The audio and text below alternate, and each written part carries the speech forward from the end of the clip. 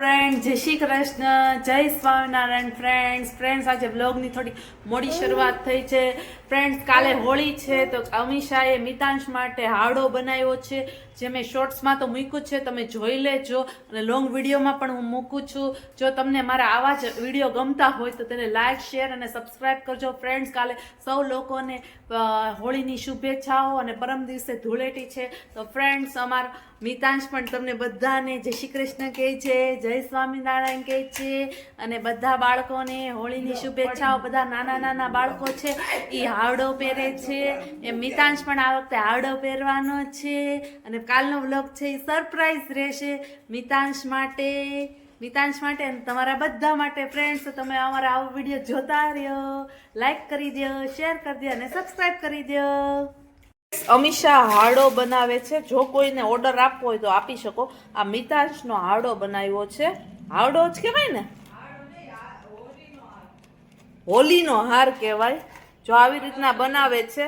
પેલા એ લેસ લઈ આવી હતી યલો કલરની, પછી આ મિતાંશનો મેં ફોટો કઢાઈ નાખ્યો, પછી ડેરી મિલ્ક લગાડી, કાજુ બદામ, કિટકેટ, ધાણી અને આ 5 સ્ટાર લગાડેલી છે, તમે જોઈ શકો છો. જો કોઈને ઓર્ડર આપવો હોય તો તમે અમને આપી શકો છો. કેટલા દિવસમાં અમીષાબેન બનાવી દેશો? એક દિવસમાં બનાવી દેશો. અને આની પ્રાઇસ તમે કેટલી અંદાજે રાખો છો? 150 રૂપિયા. 150 રૂપિયા જેટલો ભાવ રાખે છે, કારણ કે 10 રૂપિયાની તો ચોકલેટ આવે છે અને 30 રૂપિયા તો કાઢવાનો ફોટો લે છે. તમારે ઓર્ડર આપવો હોય તો આપી શકો છો. ફક્ત 150 રૂપિયામાં બનાવી દેશે. કોન્ટેક્ટ નંબર જોતો હોય તો તમે કમેન્ટ કરજો. બેન અમીષા દોશી.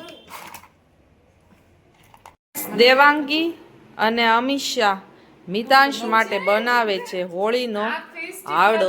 જો આ બધી સાધન સામગ્રી છે, તમે જોઈ શકો છો. અત્યારના બની રહ્યો છે મિતાંશ માટેનો હોળી ધૂળેટી પર પહેરવામાં આવતો શું કહેવાય? હારડો કે ઘણા લોકો હાર કે. જો આવી રીતના બનાવી રહ્યા છે. અત્યારના બધું ચોંટાડે છે પ્રોસેસ. જો બે બહેનો કામ કરી રહી છે, તમે જોઈ શકો છો કઈ રીતના કરવું, કેમ કરવું. જો લગાડે છે.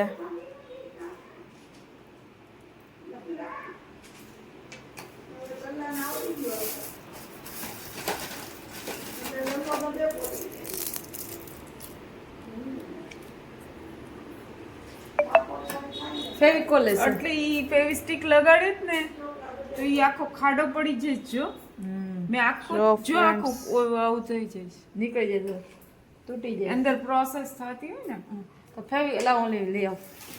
શું કરી રહી છે? હોલિકા દહન બનાવી રહી છું પૂઠામાં. ફ્રેન્ડ્સ અત્યારના પ્રિપરેશન ચાલે છે, તમે જોઈ શકો છો. હોલિકા દહનની પ્રિપરેશન ચાલે છે. ફ્રેન્ડ્સ તમે જોઈ શકો છો મિતાંશનો હાર તમે જોઈ શકો છો.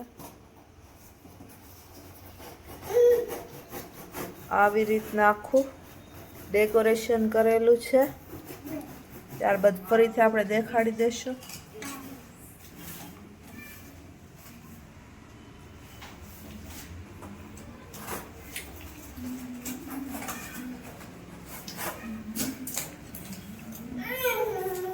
હોળી ધૂળેટી પર તૈયાર કરવા અમે બહારથી નથી લાવ્યા, અમીષાએ બનાવ્યું છે. Thank you Amisha.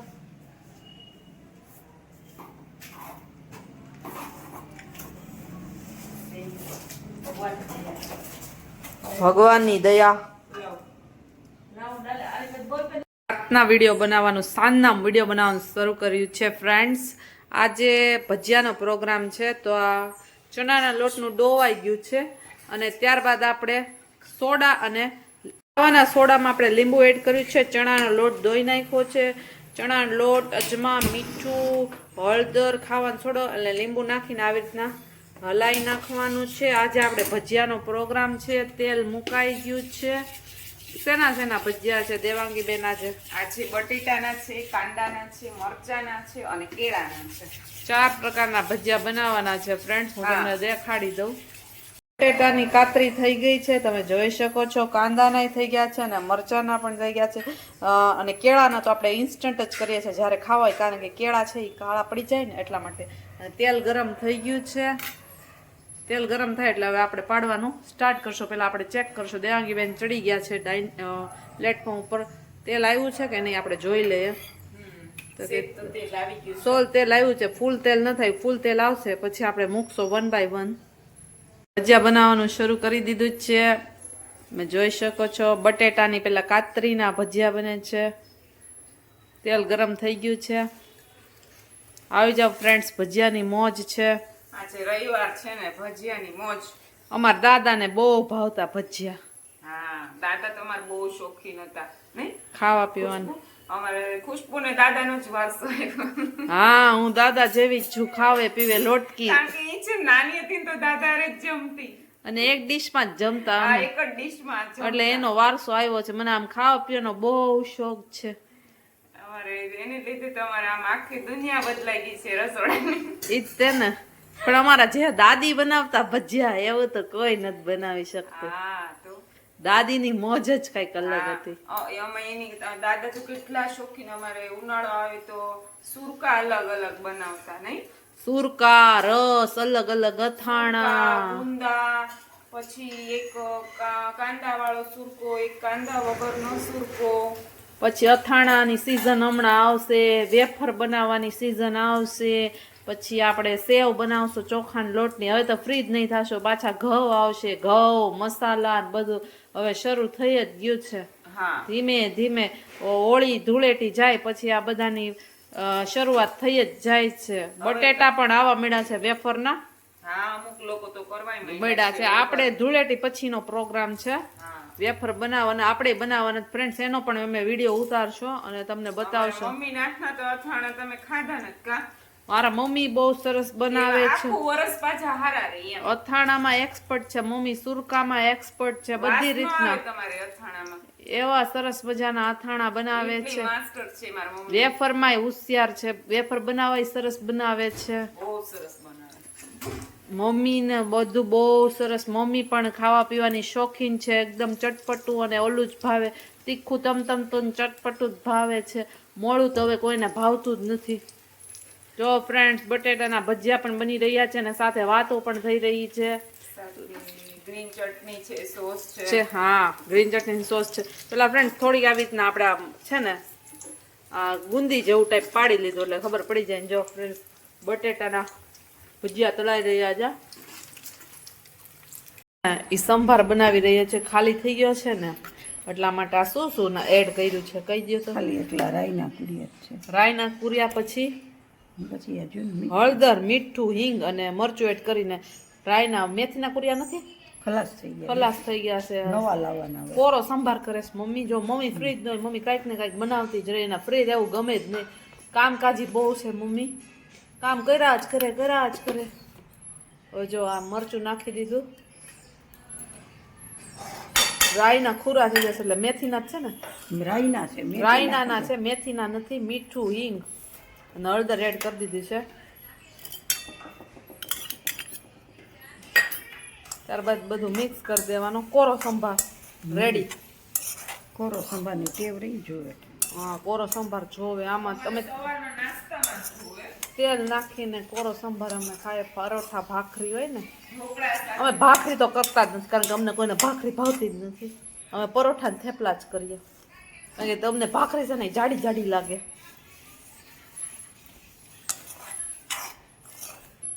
ત્યારબાદ દેવાંગી છે એ કાંદાના મૂકી રહી છે. બટેટાના મૂક્યા.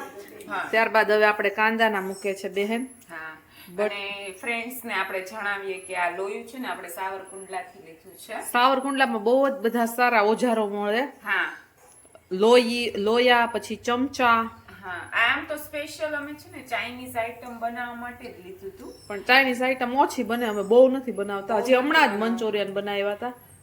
એટલે હજી તો આને પાછું થોડું સાફ કરવાનું હતું, ક્લિન્સિંગ કરવાનું હતું ને એટલે પછી આમ નામ રાખ્યું હતું.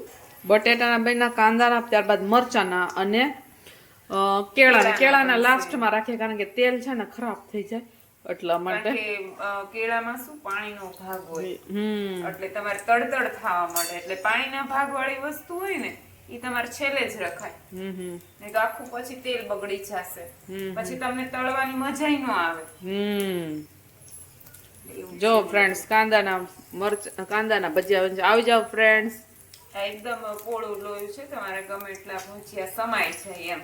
હા એ વાત સાચી. અને સરસ આમાં છે. તમારે કોઈ સબ્જી કરવી હોય તો કરી શકો. હમ તમારે કોઈ દિવસ તમે આ આયર્ન નું વાપરો ને, લોહીના ટકા તમારા શરીરમાંથી ઘટે નહીં. પ્રોટીન વિટામિન્સ ને બધું. ના, આમાં તમને આયર્ન મળે, આયર્ન મળે. પ્રોટીન વિટામિન તો ફ્રૂટ્સ ને લોહીના વેજીટેબલ. ટકા ન ઘટે. તમે આ વસ્તુ ઘણા હમ બહુ તમારે હેલ્થ માટે બહુ સારું છે. બરાબર છે.